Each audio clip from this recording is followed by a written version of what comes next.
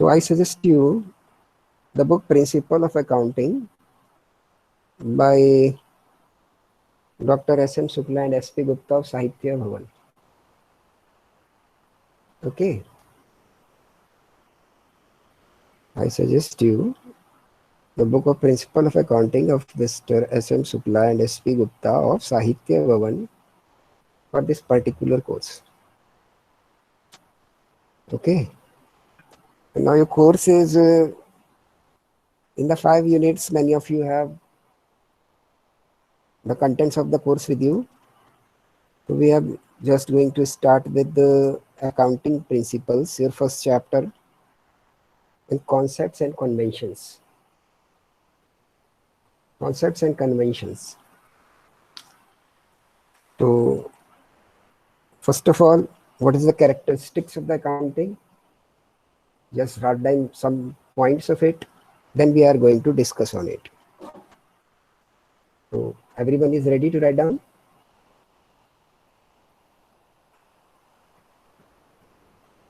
Okay. I think you all are ready. So first point for the characteristics of accounting is accounting is an art of recording. Point 1, accounting is an art of recording. Second, accounting is the art of classification. Accounting is the art of classification. Third, accounting is the art of summarizing.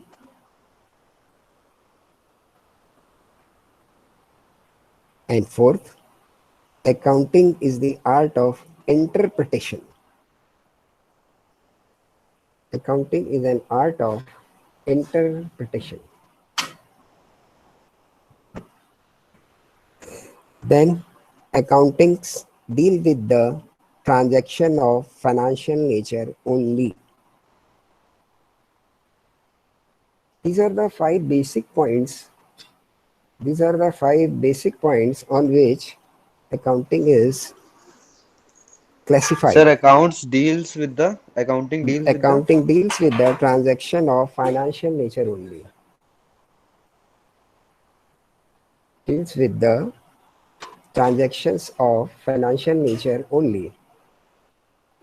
These are the 5 basic classification of accounting.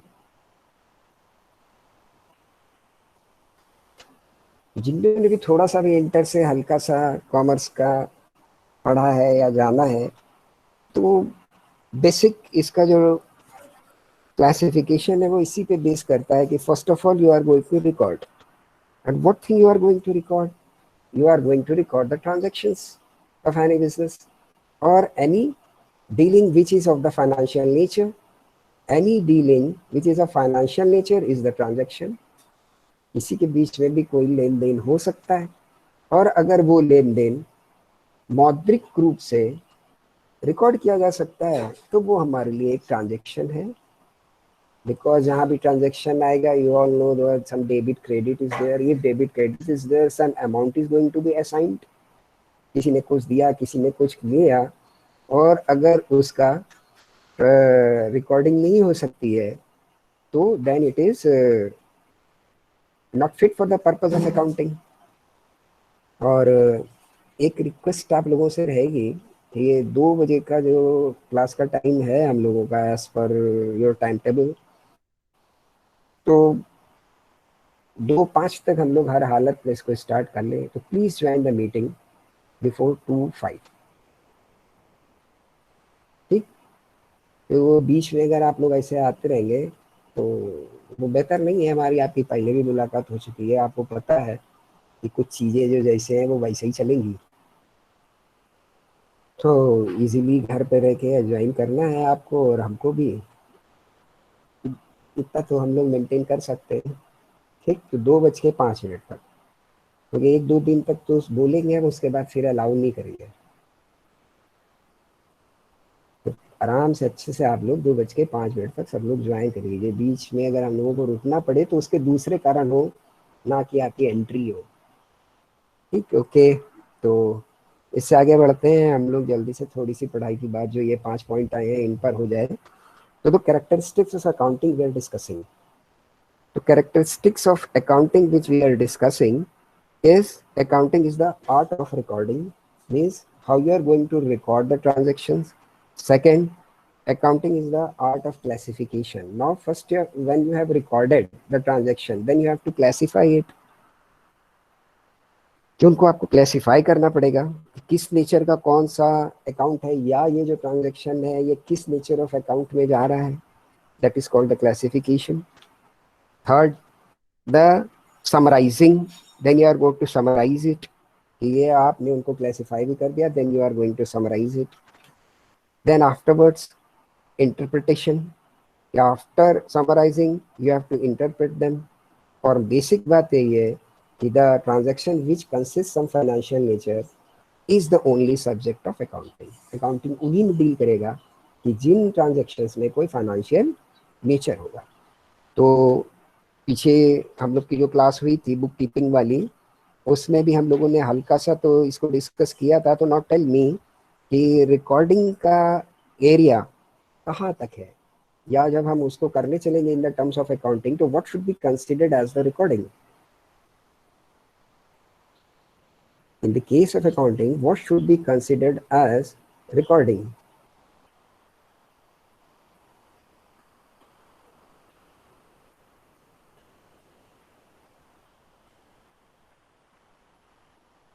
Please. बेटा class का हम पहले भी जब भी रहा है तो मोड जो है वो आई थिंक जितना ज़्यादा डिस्कसिव रहेगा वो उतना ज़्यादा अच्छा रहेगा हमारे आपके सबके लिए. The focus of the class to resolve the issue, number 1. Second, to develop the understanding. तो 2 आंसर मुझे मिले कि 1 जर्नल प्रॉपर और दूसरा जनरल. तो जर्नल प्रॉपर एंड जर्नल, आपने ही 2 आंसर दिए हैं मुझको, 2 बच्चों के जवाब आए हैं. 1 is the general proper and 1 is the journal. So in the case of recording, journal is the primary book. Now, what is the difference between the journal proper और why journal proper is used? अब ये सवाल बनता है और ऐसे ही हम आप समझते चलेंगे. Journal and ledger. No, ledgering is the second step. First step is the recording, and recording may be done in very you can say in the very primary measure in journal. And if yes, Vipul Agarwal have to say something, is raising hand. Yes, Vipul, you have to say something.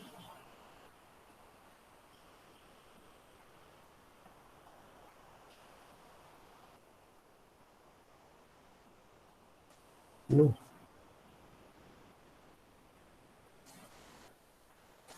बहुत देर देर तक आपके सारे लोगों के आने की आदत है. चलिए, तो जर्नल प्रॉपर, और ये 2 सवाल आ गए ना, एक जर्नल एक जर्नल प्रॉपर. तो डिफरेंस क्या हुआ इनके दोनों के बीच में? In journal proper we usually record those transaction which do not fit any place. Okay भैया, तो ये प्लेस क्या है? What is this place?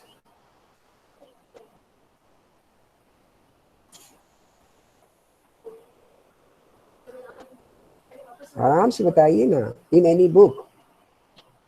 Okay Rishabh, in any book. तो in any book, here book means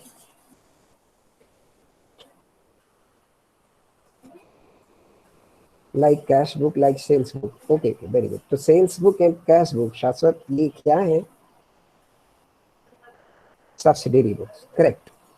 तो for the purpose to reducing the journal entries, क्योंकि ढेर सारी जर्नल एंट्री होती चली जाएंगी. अब परचेज जो हो रही है तो वो बिजनेस में n नंबर की परचेजेस है, तो हर बार आप जर्नल एंट्री बनाओगे, परचेज को डेबिट करोगे और संग में उस पर्सन को क्रेडिट करोगे, अगर क्रेडिट परचेज है या कैश को करोगे, तो सो मैनी एंट्रीज, तो एक परचेज बुक बन जाती है जिसमें सारी परचेज ही एंटर करते चले जाते हैं। एंड लास्ट जब हमें अकाउंट्स को फाइनलाइज करना है तो उसको उठा के समराइज कर दिया कि जितनी टोटल परचेज हुई। तो जो इस तरीके की बुक्स हैं which are going to support your journal, वो हमारी सेल्स बुक हो सकती है, परचेज बुक हो सकती है, ठीक है, और purchase return, sales return, debtor book, creditor book, ये सारी क्या करेंगी, ये हमारा जर्नल को सब्सटीट्यूट कर देती है। अगर ये नहीं है तो आपको सारी जर्नल एंट्रीज ही करनी पड़ेंगी। तो recording is basically on the journal and for facilitating the use of journal or reducement of the use of journal, some subsidiary books are maintained। तो कुछ सब्सिडरी बुक बनाई जाती है। तो ये सब्सिडरी बुक्स में जो एंट्री जा सकती है वो, और एक उसके अलावा जो सब्सिडरी जिनकी बुक नहीं है वो सब तो जर्नल में आएंगी, जर्नल प्रॉपर में, तो वो जर्नल प्रॉपर हो गया। तो this is recording. The first step जो हम लोगों ने डिस्कस किया अकाउंटिंग के क्लासिफिकेशन में कि कैसे अकाउंटिंग को वर्गीकरण किया जाएगा, और the classification of accounting is done is first on the basis of the recording. तो रिकॉर्डिंग हो गई आपकी। Accounting is the art of recording, कि कितने अकाउंटिंग प्रिंसिपल्स को फॉलो करते हुए कितने प्रॉपरली आप going to record any financial transaction is the recording. Second step was the classification. Recording के बाद उसको क्लासीफाई करना है अलग अलग। दिस क्लासिफिकेशन इज कॉल्ड, जो आप लोगों में से किसी का जवाब आ रहा था, लेजरिंग, कि अब उनको अलग अलग खाते का नाम दे देना है, दैट इज लेजरिंग। वो लेजरिंग है हमारी। तो ये काम हमारा लेजर करेगा कि हमारा जो भी रिकॉर्ड आया है इन the terms of journals or in the terms of subsidiary books, that is going to be further classified on the basis of accounts, its name, its nature। उस accounts का नाम क्या है, उसका nature क्या है, इसके हिसाब से further हम अपनी उसको classify करें। This is the classification। Then further summarizing।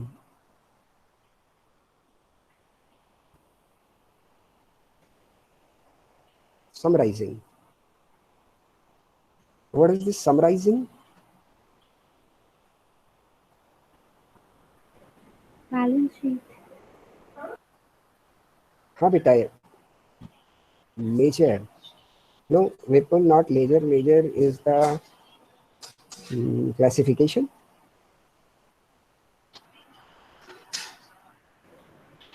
Summarising is the, अब सारे अकाउंट आपको पता चल गए हैं, तो after making the accounts what we will do, क्या करते हैं आप, पहले तो आपने जर्नल बनाए, फिर उसके सारे अकाउंट बनाए, तो रिकॉर्डिंग हो गई और क्लासिफिकेशन हो गया। Now summarising.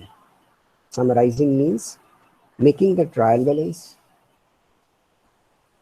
making the trial balance, okay, further making trading and P&L, and then balance sheet। ठीक, means summarizing and preparation of financial account, financial statements, ये दोनों बातें एक में मिली हुई हैं, वही उसकी समराइजिंग है।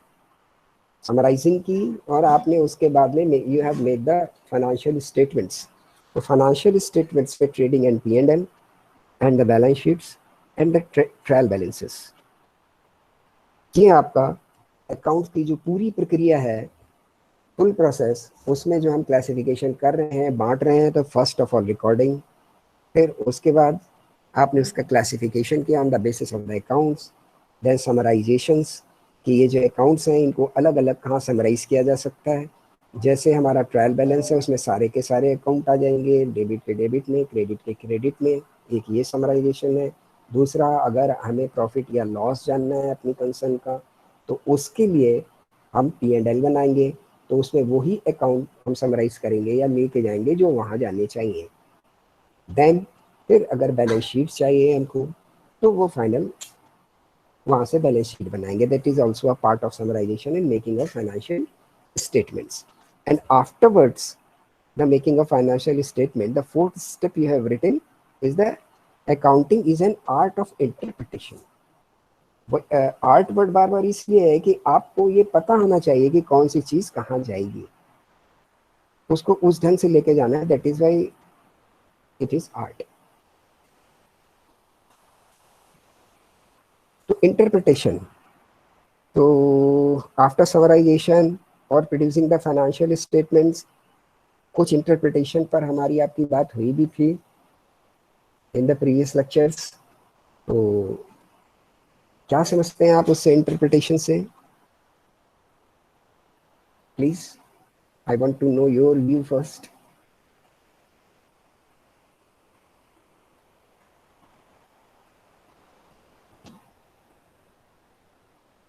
Yes, dear students.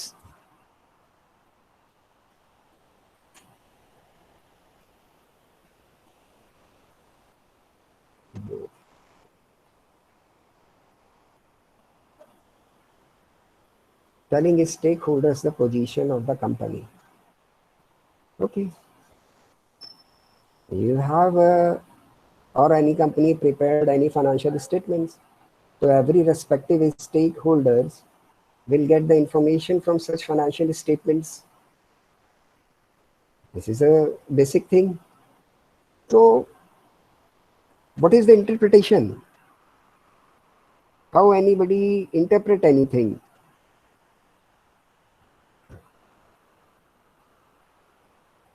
Is any information is equally useful for every stakeholder, or respective stakeholder needs respective type of information in their specific type of information needs is going to be satisfied of different stakeholders in a very different manner. मतलब हमारे जितने सारे stake holder हैं, क्या उनका सबका काम इससे हो जाता है जो भी हम लोग बनाते हैं, या सबको अपनी ज़रूरत के हिसाब से अलग अलग इंफॉर्मेशन की ज़रूरत है, या हर आदमी उसी इंफॉर्मेशन, एक ही इंफॉर्मेशन को दूसरे दूसरे तरीकों से देख सकता है? यहाँ पर इंटरप्रिटेशन का कुछ ऐसा मतलब आ रहा है।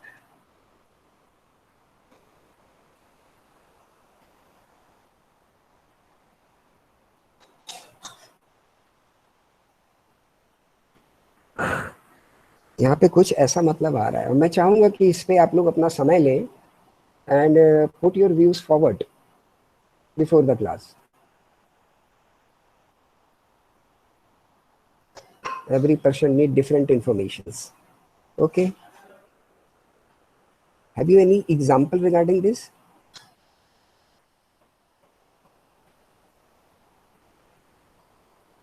Please. इस एग्जाम्पल के साथ आप बताएंगे? Yes sir. हाँ जरूर बताएं। सर इन्वेस्टर्स जो होते हैं उनको हमारी प्रॉफिट से ज़्यादा मतलब होता है, और जितने भी अलग अलग ऐसे कस्टमर्स हैं तो उनको हमारे प्रोडक्ट क्वालिटी से मतलब होगा। तो इस तरीके सबका अलग अलग इंटरप्रिटेशन होता है। ओके, तो इन्वेस्टर्स जो हमारे हैं उनको हमारी प्रॉफिट से मतलब होगा, तो वो हमारा जो फाइनेंशियल स्टेटमेंट है उसमें किस स्टेटमेंट पे फोकस करें? सर इन्वेस्टर्स हमारे जो क्रेडिटर्स और डेबिटर्स होते हैं उन पे ज़्यादा फोकस करेंगे। अच्छा, तो क्रेडिटर और डेबिटर जो है वो क्या हमको प्रॉफिट बताते हैं? Yes sir. नहीं, प्रॉफिट तो हमारा P&L बताता है। हाँ। उसका तो, उसमें तो क्रेडिटर और डेटर का एज सच कुछ रोल नहीं है। Yes sir. P&L में क्या आप डेटर और क्रेडिटर लेके आते हैं? नहीं। जीपी में से वो जो आपके रेगुलर एक्सपेंडिचर हैं वो बताना शुरू कर वो आप घटाना शुरू करते हैं और फाइनली नेट प्रॉफिट पे पहुंच जाते हैं। Yes, sir. वहां से हमें प्रॉफिट पता चलता है। तो अगर हमारे इन्वेस्टर्स इस पे फोकस कर रहे होंगे कि हमारा प्रॉफिट या लॉस कितना है, तो उनके लिए P&L उतना रेलिवेंट नहीं है। तो P&L रेलिवेंट होना चाहिए।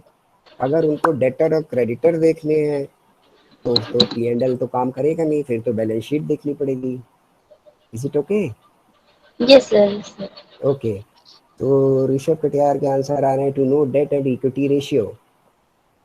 ठीक है, अच्छी बात है कि डेट और इक्विटी रेशियो पता चलेगा, तो इससे हमको ये पता चल जाएगा कि कंपनी ने अपना पैसा कितना लगाया हुआ है और उधार का पैसा कितना लेके आई हुई है। ठीक, डेट इक्विटी रेशियो आपको ये बता देगा कि आपका अपना equity means the companies money, तो कंपनी के अपना पैसा कितना है और कंपनी के ऊपर डेट कितनी है। तो ये रेशियो आपको जो आपकी लायबिलिटी साइड है बैलेंस शीट की, उसका जो करंट लायबिलिटी वाला एरिया है उसको छोड़ करके बाकी सारे एरिया को कवर कर देगा ये। कि डेट्स जो भी आपकी वैसी होंगी कि करंट लायबिलिटीज नहीं है, वो थोड़ा फिक्स नेचर की है, वो सब डेट्स में आ जाएंगे।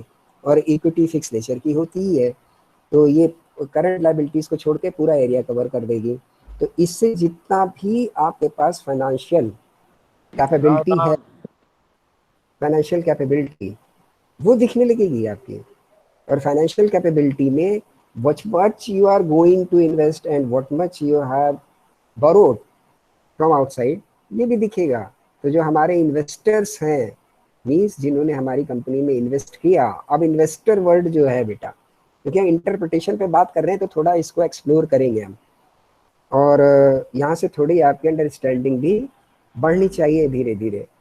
क्योंकि investors, first of all you decide which type of investors you are talking about. The persons who are invested in the equity of the company is also the investor. Are you talking about those investors or the persons who have invested in the fixed nature of capital? क्या वो हमारे investor हैं? क्या उनको हम investor मान के चल रहे हैं या इन दोनों को इन्वेस्टर मान के चल रहे हैं? सबके लिए इंटरप्रिटेशन हल्का हल्का अलग होगा। That is why I am exploring this arena of investors. ये जो इन्वेस्टर्स हैं इनको भी हम जाने कि ये कौन किसको इन्वेस्टर मान के चल रहे हैं हम। क्या कंपनी उनको इन्वेस्टर मान के चल रही है कि जिन्होंने हमारे यहाँ शेयर्स में लगाया, इज दो पीपल्स आर द इन्वेस्टर्स? क्या वो पीपल इन्वेस्टर्स हैं? देखो बच्चा, जो है, जो आपका बिल्कुल क्लियर फंडा बनना चाहिए। जो हमारे यहाँ इन्वेस्ट करके आ गया एज शेयर होल्डर्स, वो कंपनी का मालिक भी बन गया।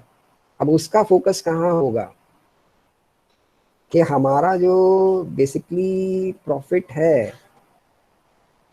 वो कितना है और फर्दर उसमें डिस्ट्रीब्यूटेबल डिविडेंड कितना आने वाला है। तो वो डिविडेंड हमारे लिए अर्निंग पर शेयर में मुझे पलट के मिलने वाला है। तो उसका फोकस ईपीएस कहाँ पर, जहां पर करंट पर्सपेक्टिव उसका रहेगा, ईयर बाय ईयर का उसको रिटर्न लेना है। वो at that point he is focusing on your earning per share. Earning per share means जो आपके नेट प्रॉफिट आते हैं आफ्टर एडजस्टमेंट्स, जो आप P&L का एप्रोप्रिएशन बनाते हो उसके बाद, और सारा टैक्स वैक्स देने के बाद अगर कोई रिजर्व आप बना रहे हैं तो उसके भी बाद, मतलब एप्रोप्रिएशन के और हर चीज के बाद जो आपके पास बच रहा है, जो आप बांटोगे distributable profit, that is called dividend. वो हमारे लिए इक्विटी शेयर होल्डर्स के लिए एक मेजर कंसर्न है। तो वो वहां से इंटरप्रेट करेंगे आपके बैलेंस शीट को, उनके लिए इंटरप्रिटेशन का फोकस वहां पे है रेगुलर अर्निंग में। सेकेंडली, कंपनी की स्ट्रेंथ को देखेंगे वो, क्योंकि if company is going to be in crisis in any future, the responsibility is going to be shifted towards the shareholders. Company को कभी भी कोई फ्यूचर में दिक्कत आने वाली है तो रिस्पॉन्सिबिलिटी कौन बेयर करता है? Share holder. तो उसका फोकस वहाँ भी होगा।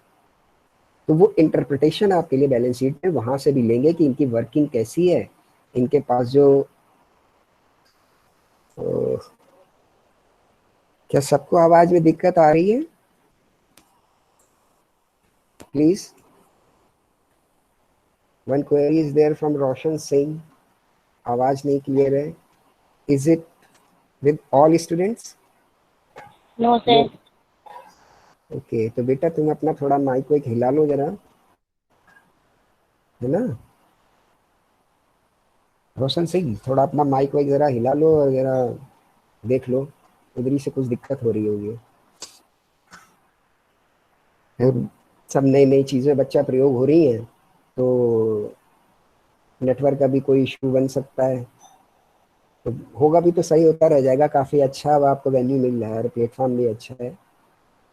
तो चलिए आगे बढ़ जाते हैं, थोड़ी सी इन्हीं बातों को और आगे बढ़ा लेते हैं हम लोग। तो interpretation means on the basis of the financial statements or after summarization what you have made, the concerned stakeholders interpret such statement as per their perspective need। Investor से पॉइंट उठा था, तो इन्वेस्टर में आपके लिए जो आप ये वाले इन्वेस्टर हो गए कि which are in the terms of equity shareholders, वो वहाँ फोकस करेंगे। और दूसरे आपके इन्वेस्टर आपके यहाँ कौन हो सकते हैं, जिन्होंने लॉन्ग टर्म की इन्वेस्टमेंट की हुई है, आप पे डिबेंचर्स लिए हुए हैं, कुछ ऐसी चीज़ें ली हुई हैं, बॉन्ड्स कंपनी के लिए हुए हैं, उनका फोकस कहाँ होगा? उनका फोकस इस पे होगा कि how much smoothly you are running your company, वहाँ पर उनका फोकस होगा। 2:34। ओके, तो उनका फोकस यहाँ पे होगा। ठीक, तो अब गवर्नमेंट है आपके लिए एक स्टेक होल्डर, उसका फोकस कहाँ पर होगा? उसका फोकस होगा कि व्हाट आर द लीगल और statutory bondings, are the company following all such, as well as how much is the profit, are the adjustment or the deductions from the profit are as per the tax rules, all things are followed as per the guidance or as per the followance of the rules and laws made by them, उनका पूरा फॉलोअंस हो रहा है नहीं हो रहा है, इस टैक्स इज डिडक्टेड, क्या सारे टैक्स भी प्रॉपरली काटे गए हैं, उनका टाइमली सब जमा हुआ है, उनका फोकस वहाँ पे होगा, वो वहाँ से इंटरप्रिटेशन लेंगे। तो सबके अपने अपने इंटरप्रिटेशन के पर्सपेक्टिव होंगे। ठीक, तो ये जो हमारा क्लासिफिकेशन 5 पॉइंट पे निकल करके आया, कैसे कैसे होता है, और वो आपने देखा। तो नाउ हम आपको 2 मिनट का 3 मिनट का ब्रेक देते हैं। जितना अभी तक डिस्कशन हुआ, is there is any query with you, you may freely raise, आराम से उसको रेज करिए बिल्कुल जनरल टर्म्स में, कि इससे सारे डाउट्स आपके क्लियर हो जाए, और फिर फर्दर जब कभी भी इसको आप टॉपिक को बैठ करके पढ़ें तो it is going to be very clear for you, अच्छे से सब कुछ क्लियर हो जाए। ठीक, जनरल टर्म्स में जितना ज़्यादा अच्छा you are going to adopt the things, it is going to be very beneficial when you are going to correlate such things with your curricular studies। Studies के साथ में जो ये जनरल तरीके से आप बातचीत करते हैं और समझते हैं चीज़ों को, वो तभी पूरी स्टडीज अच्छे से समझ में आती है और फायदेमंद हो जाती है जब आप उसको जनरल टर्म्स में या रियल वर्ड के टर्म्स में जोड़ते चले। तो फोकस इज द डिस्कशन, कोई भी तरीके का एग्जाम्पल आप क्रिएट करिए, किसी भी तरीके से आप प्रॉब्लम को रेस करिए, और जो भी क्वेरी अभी तक के डिस्कशन में आपके पास आई हो on the basis of the classification of accounting और जनरल टर्म्स में आपको दिख रही हो, उसको रेस करिए, उसको हम लोग डिस्कस कर लेते हैं, फिर आगे बढ़ेंगे। मतलब इतनी बात आपको पूरी अच्छी तरीके से क्लियर हो जाए कि पहले अकाउंट को लिखा जाता है, फिर उसको बांटा जाता है, फिर उसको समराइज किया जाता है, फाइनेंशियल स्टेटमेंट बनाया जाता है, और देन इंटरप्रिटेशन। तो take your time of 2 or 3 minutes, then you may please raise query if you have, otherwise we proceed further।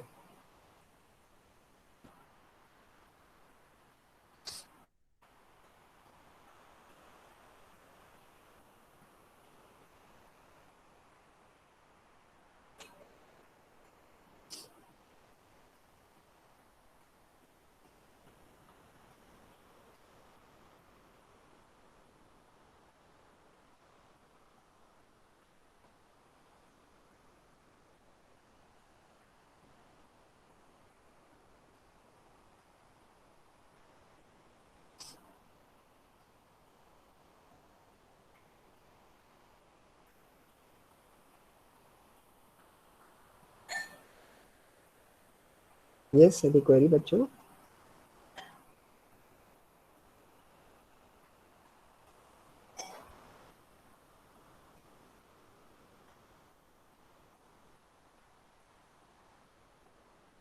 कोई क्या क्वेरी है बेटा अभी तक के डिस्कशन पर?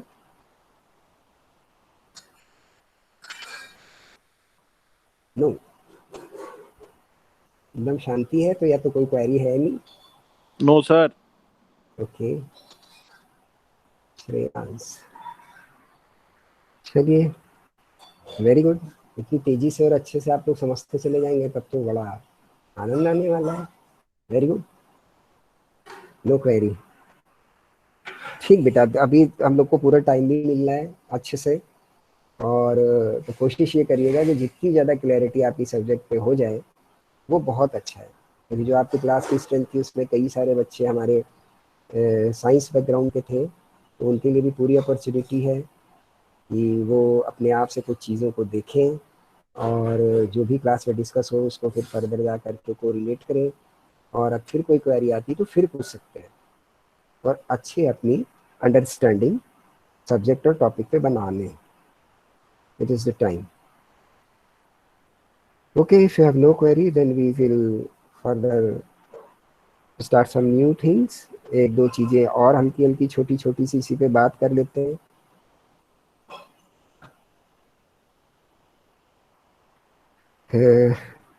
एक दो बातें रिगार्डिंग डिसिप्लिन रहेगी, क्योंकि बेटा ये मीटिंग आपकी जो है वो, इसमें कोशिश ये करिए कि टाइम से ज्वाइन कर लीजिए, नंबर 1।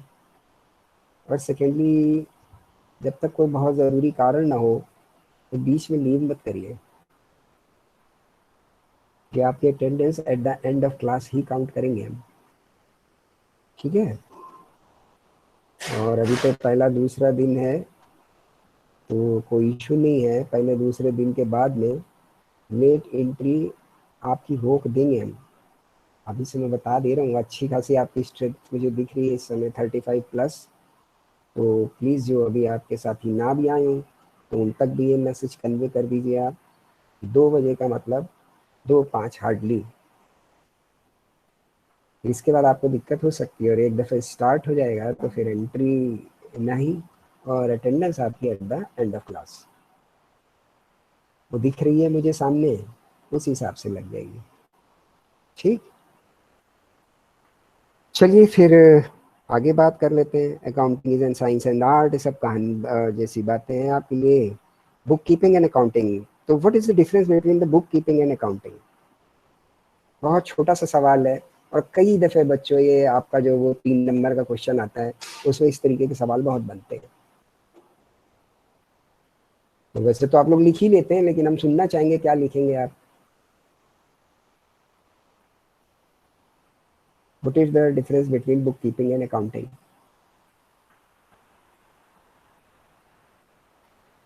हमारी आपकी पिछले सेमेस्टर में मुलाकात हुई थी तो हम लोग book keeping and basic accounting पढ़ रहे थे, और अब प्रिंसिपल ऑफ अकाउंटिंग में आ गए।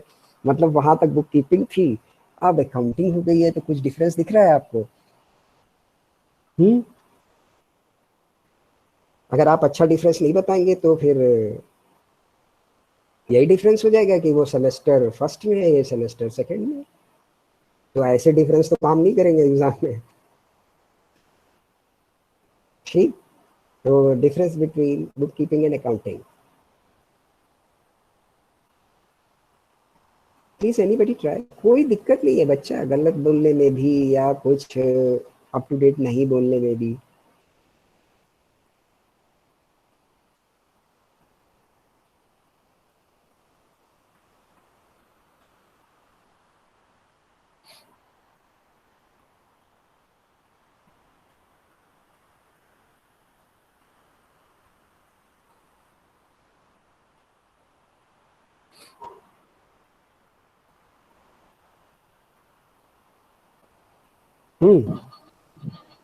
कुछ बेसिक डिफरेंस हल्का सा बताएंगे? सर ऑब्जेक्ट्स में डिफरेंस होता है दोनों के। हाँ, और उनके पोस्टिंग में भी काफ़ी डिफरेंस होता है। ऐसे जो हमारी बुक कीपिंग की जितनी एंट्रीज होती हैं हम उनको सब्सिडरी बुक्स में लिखते हैं, देन लेजर में लिखते हैं, और इसमें हम अकाउंटिंग में चेक करते हैं कि हमारी एंट्रीज हमने सही वे में सही जगह लिखी हैं या नहीं लिखी हैं। अच्छा, यस तो सर। बेसिक्स और प्रिंसिपल्स के हिसाब से तो कोई फर्क नहीं होता है ना, कि होता है? सर होता है, क्योंकि बुक कीपिंग जो होती है वो हमारी प्राइमरी बुक्स होती है, उनके बाद हम अकाउंटिंग को यूज करते हैं, अकाउंट स्टार्ट करते हैं। देखो बेटा, जो अब जवाब मुझको मिलने शुरू हुए हैं bookkeeping more concern with, तो अब ये ज़्यादा अप टू डेट है, because there is no difference. कुछ डिफरेंस नहीं है लॉ को वायलेट करते हुए, या कुछ अलग से बुक कीपिंग भी नहीं है। बुक कीपिंग जो करती है उसका और एडवांस स्टैंडर्ड आपके लिए अकाउंटिंग हो जाता है, उसी का और एडवांस। तो you can say the book keeping is the start, और इसके बाद उसको टेक ओवर अकाउंटिंग कर ले रही है। Book keeping is an activity of recording financial transaction of company systematic manner. ठीक, तो ये सारी बातें लिखने के हिसाब से ज़्यादा समझने की बातों पर मैं ज़्यादा जोर दे रहा हूँ, ठीक है ना? तो समझने के हिसाब से आपके लिए बुक कीपिंग वो काम है कि जो रूटीन वर्क में हो रहा है। जैसे आपने बताया सब्सिडरी बुक्स, तो सब्सिडरी बुक्स है, उसमें अगर कोई लिखता ही चला जा रहा है कोई चीज़, एक एग्जांपल ले लेते हैं हम लोग कि मान लीजिए कोई स्टोर डिपार्टमेंट है, तो स्टोर डिपार्टमेंट भी अपने यहाँ कोई बुक रख रहा होगा, ठीक? तो वो जो भी बुक रख रहा है तो उसमें वो अपनी एंट्री करता चला जा रहा है, तो वो बुक कीपिंग है। उसको इससे मतलब बाकी आगे से कुछ भी नहीं है कि ये इसका आगे क्या होना है। इससे फर्दर जो ऊपर उनका डिपार्टमेंट होगा अकाउंटिंग वाला, वो वहाँ से जो भी रिकॉर्ड किया गया डेटा है उसको फेच करेगा, फिर देखेगा कि इसमें परचेज में कितनी डेबिट है, कितनी क्रेडिट है, और इसका क्या किया जाए, ठीक है? तब वो दिखेगा कि इसका क्या किया जाए। बेटा आप, मैं नहीं अलाउ करने वाला हूँ जो भी आ रहे हैं। 2:45 it is the time of leaving the meeting, and you guys are just approaching towards the entry which is very bad. तो अब जो जिनकी जिनकी प्रपोजल आ रही है, they are going to be denied. तो फिर 3 बजे तो आपकी मीटिंग खत्म हो जानी है और 2:45 बजे आ जाना है। तो ऑनलाइन का ये मतलब थोड़ी है कि बिल्कुल आप फ्री हो जाएं कि कभी भी आप चले आएंगे मुँह उठा के। ऑफलाइन क्लास अगर हो रही होती तो तब तो आप दरवाजा खटखटाना तो दूर की बात है, उस दरवाजे के पास ही नहीं पहुंचते। तो प्लीज, ये शिवानी कौशिक जी हैं, इनको बता दीजिएगा कि इनकी एंट्री एक्सेप्ट नहीं होगी, ठीक? 2:45 बजे प्रयास कर रही हैं, तो जिस किसी के भी टच में हो वो उनको मैसेज कर सकता है। और आगे से बोल दीजिए कि 2 का टाइम है, बत्ती 12 दोहरा दे रहा हूँ, 2:05, 2:07, या जब तक पढ़ाई नहीं शुरू हुई है तब तक। और एक दफ़े पढ़ाई की बात होने लग जाए और बार बार उसमें एंट्री के लिए कॉल आती है, वो भी इतना लेट, बीच से छोड़ के भी जाना, तो इससे बेहतर है कि बचाए रहिए आप। ओके, तो बुक कीपिंग मीन्स बेसिक, जहाँ पर केवल एक एंट्रीज लोगों को कर लेनी है, उनको इससे मतलब नहीं है बाकी की इसका क्या आगे होने वाला है। और अकाउंटिंग उसका फिर प्रॉपर समराइजेशन है और सारा सिस्टम है जिससे कि उसके मीनिंगफुल यूज हो पाए। What which is recorded is going to be very meaningfully used. Accounting is a such a broader term, bookkeeping narrow term, ठीक? तो बुक कीपिंग और अकाउंटिंग का ये बेसिक डिफरेंस है। अब इससे आगे बढ़ जाते हैं हम कि जब भी आप ये बुक कीपिंग या अकाउंटिंग करेंगे तो 2 सिस्टम चलेंगे आपके लिए, एक डबल एंट्री सिस्टम और एक सिंगल एंट्री सिस्टम। तो डबल एंट्री सिस्टम ही हम लोग करते हैं और सारे लोग पढ़ रहे हैं उसको। तो ये क्या हो गया आपके लिए कि कोई चीज़ भी अगर डेबिट होगी तो साइमल्टेनियसली वो चीज़ साथ में क्रेडिट भी होगी। यही डबल एंट्री सिस्टम है, ठीक? कि कोई भी ट्रांजैक्शन है तो उसके 2 पक्ष होंगे हमेशा, ये नोट कर लीजिए आप, यही डबल एंट्री है, ठीक? कोई भी ट्रांजैक्शन है तो उसके 2 पक्ष होंगे always. two parties are there in any transaction. So if two parties are there, two accounts are maintained. If two accounts is maintained or recording is to be done on the both side of affected parties, two or more parties affected होंगी, तो जब वो affect हो रही है तो उनको आपको रिकॉर्ड करना है। बेसिक बात ये है, तो इससे डबल एंट्री बनेगी। तभी आप देखो कि एकदम शुरुआत में आपका क्या आ जाता है कि if person introduced any capital for the business, वहाँ पर कोई भी दूसरी पार्टी नहीं है जनरल टर्म्स में अगर आप किसी लेमैन से बात करो, लेकिन business should be considered as a separate entity, और जो बंदा क्या पूंजी लेके आ रहा है वो कैपिटल हो गई, क्योंकि दो पार्टी तो बननी है, तभी तो अकाउंट्स के हिसाब से आप डबल एंट्री कर पाएंगे, रिकॉर्ड करेंगे, तो एक कैपिटल हो जाएगी एंट्री करते समय। वरना अगर स्टैंड अलोन और सिंगल एंटिटी का बिजनेस है तो फिर क्या होने वाला है कि वो तो उसी का पैसा है वही बिजनेस में लगा रहा है, तो उसका तो कोई मतलब नहीं है। तो लेकिन डबल एंट्री होनी है इसलिए। तो एक तो डबल एंट्री सिस्टम चलता है, इसका टू फोल्ड इफेक्ट है, ठीक है। कोई चीज़ अगर डेबिट होगी तो साथ में वो चीज़ क्रेडिट भी होगी, और इसके जो इफेक्ट पड़ेंगे वो आपके लिए अकाउंटिंग इक्वेशन की वो क्रिएट कर देंगे, जो कि बोली जाती है asset is equal to LE, liabilities plus equity. कोई भी ट्रांजैक्शन होगा तो उसका अल्टीमेट इफेक्ट इसी अकाउंटिंग एंट्री पे आएगा। अच्छे से लिख लीजिए, कभी भी एग्जाम में हो तो इस बात को आप लिखें कि कोई भी ट्रांजैक्शन होगा उसका अल्टीमेट इफेक्ट इसी अकाउंटिंग एंट्री पे आना है। किसी अकाउंटिंग एंट्री को आप उठा लीजिए और उसका असर देखिए, उसका असर A is equal to LE पर ही पड़ेगा। नॉर्मल रेवेन्यू नेचर की है अगर, तो वो आपके प्रॉफिट पर असर डालेगी, प्रॉफिट पे असर डालेगी तो इक्विटी का हिस्सा हो जाएगी, और इक्विटी का हिस्सा हो जाएगी तो आपके लिए प्रॉफिट का हिस्सा हो जाएगी, और उधर कैश बढ़ जाएगा एसेट्स में। दूसरे नेचर्स की हैं तो वो उधर असर डालेंगी। तो कोई भी ट्रांजेक्शन है that is going to affect A is equal to L plus E, liabilities plus equity. अब इसी अकाउंटिंग इक्वेशन को अपनी ज़रूरत के हिसाब से आप चेंज करते चल सकते हैं कि जहाँ आपको इक्विटी जाननी है वहाँ एसेट में से लायबिलिटी हटा दीजिए, total assets minus liability, you will get the equity.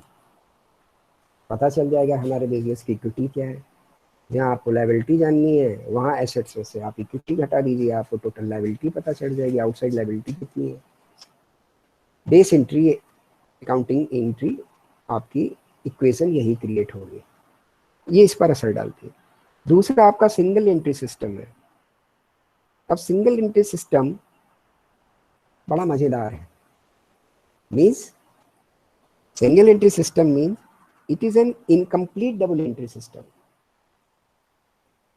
ये एक इनकम्प्लीट डबल एंट्री सिस्टम है, मतलब इसे डबल एंट्री सिस्टम होना चाहिए, लेकिन किन्हीं कारणों से डबल एंट्री सिस्टम नहीं हो पाता। इसमें स्मॉल स्केल बिजनेसेस और वो लोग अपनी कन्वीनियंस के हिसाब से केवल सम एसेंशियल रिकॉर्ड्स रखते हैं और उन्हीं से अपने डेटा को पूरा करके डबल एंट्री सिस्टम में कन्वर्ट करने की या अकाउंट को मिलाने की कोशिश करते हैं। This is called single entry system. कहीं कहीं आपके उसमें प्रिवेल कर रहा है, थ्योरी के हिसाब से आपको पता होना चाहिए, ठीक। तो ये कुछ बातें थी हमारी आपके साथ में। अब सिस्टम ऑफ अकाउंटिंग की एक छोटी सी और बात करेंगे आज की क्लास में। कई सारे कॉन्सेप्ट्स डिस्कस हो गए, लास्ट कॉन्सेप्ट है कि जब भी अकाउंट्स को बनाया जाता है तो दो बेसिक आपके सिस्टम काम करते हैं। One is the cash system and second is the accrual system of accounting और mercantile system of accounting. One is the cash system in which the account or entries are recorded on the cash basis, and second is the accrual system or mercantile system in which the accounting entries are recorded on basis of the accrual of such transaction. ये हमारे यहाँ दो system prevail करते हैं in the accounting. तो जो भी आपने वैसे अकाउंट्स देखे हैं जो किसी क्लब के रखे जा रहे हैं या एनपीओस के हैं, ये सब किस पे काम करते हैं? ये कैश बेसिस पे काम करते हैं, कि जब वास्तविक खर्च होगा तो हम उसको रिकॉर्ड करेंगे। This is cash basis system, इसको बोलते हैं कैश बेसिस सिस्टम। और मर्केंटाइल बेसिस और एक्रूअल बेसिस, ये हमारा वो सिस्टम होता है कि उसे तब रिकॉर्ड कर लेंगे कि जब पीरियड के कंसर्न में वो जनरेट हो रहा है, regarding less of its payment. तभी आप देखते होंगे कि जो भी आपने पीछे थोड़ी बहुत बैलेंस शीट पढ़ी होंगी तो उसमें कोई आपको आउटस्टैंडिंग वेजेस मिल जाएगी, कहीं कोई प्रीपेड कुछ मिल जाएगा। आउटस्टैंडिंग मीन्स उसका पेमेंट तो हुआ नहीं है, लेकिन उसको हमने रिकॉर्ड कर लिया है क्योंकि वो वेज ड्यू हो गई। जैसे हमारा 1 साल का पीरियड है, उसमें किसी की वेजेस ड्यू हो गई, तो ड्यू हो गई मीन्स एक्री हो गई, पेमेंट नहीं कर पाए हैं उसका हम, तो एक्री हो गई तो उसको हमने रिकॉर्ड किया लेकिन उसका पेमेंट नहीं कर पाए हैं, तो वेजेस पूरी की पूरी हमारी डेबिट नहीं हुई कैश के साथ में, तो क्या हो गई, आउटस्टैंडिंग हो गई। ठीक, तो ये एक्रूअल सिस्टम की निशानी है। ठीक, तो कहीं कहीं पर आपको लॉ अलाउ करता है कि आप कैश बेसिस पे अकाउंट रखें, कहीं कहीं पर या अधिकतर आपको एक्रूअल बेसिस पे रखने होते हैं। एग्जाम्पल के लिए कि मान लीजिए कि अगर आपका जो अकाउंटिंग ईयर है वो ख़त्म हो रहा है 31 मार्च को, और मार्च में किसी का रेंट ड्यू हो जाता है। इसको केवल ध्यान से सुन लीजिएगा, लास्ट बात है आपके क्लास की, और इसको ध्यान रखिएगा, तो कभी भी आप कैश बेसिस ऑफ अकाउंटिंग और एक्रूअल बेसिस ऑफ अकाउंटिंग में कंफ्यूज नहीं होंगे। तो किसी का कोई रेंट ड्यू हो जाता है एंड मंथ में 31 मार्च को ड्यू हो रहा है, उसका पेमेंट आप करते हैं 1 अप्रैल को।